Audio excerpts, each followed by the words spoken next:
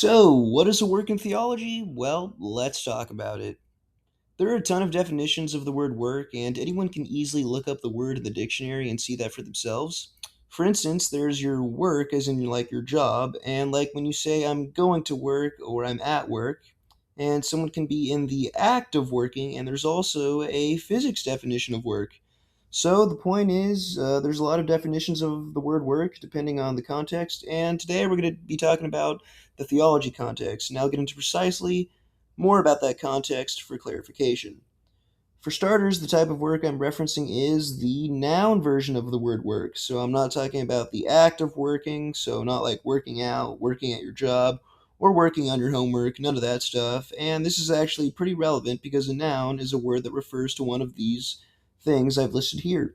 Pretty simple, hopefully we all know this, but just as a little English lesson reminder. And it's important to establish that in the case of this video, we will be referring to the noun work. Additionally, you might be wondering which type of thing in this list I'm referring to, and it's this, an action. And in case you were wondering, an action is just anything that a person or group does.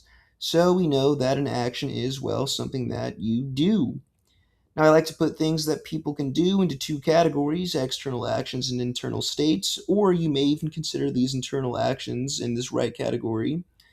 To put it simply, external actions are anything that you do physically, and internal actions are things that take place in your mind. The reason I bring this up is so you can understand that distinctions can be made in the things that people do, and these categories can help people understand works. But, anyways, to premise some things here, most of the time a work will fall into this category, but sometimes it could actually fall into this category, like praying, for example. All right, I'll get on with it. A work is any freely chosen, morally good human action proceeding from faith in Christ.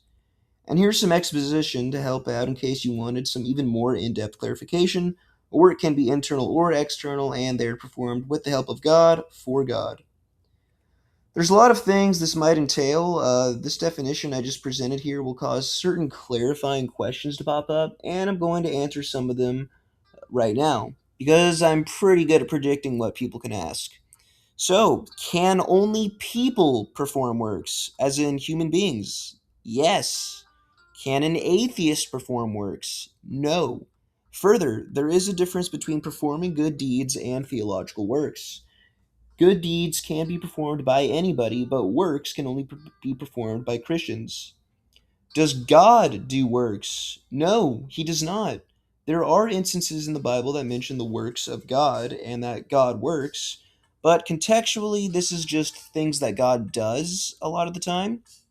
And in fact, I'll be one of the first to say that God works through us.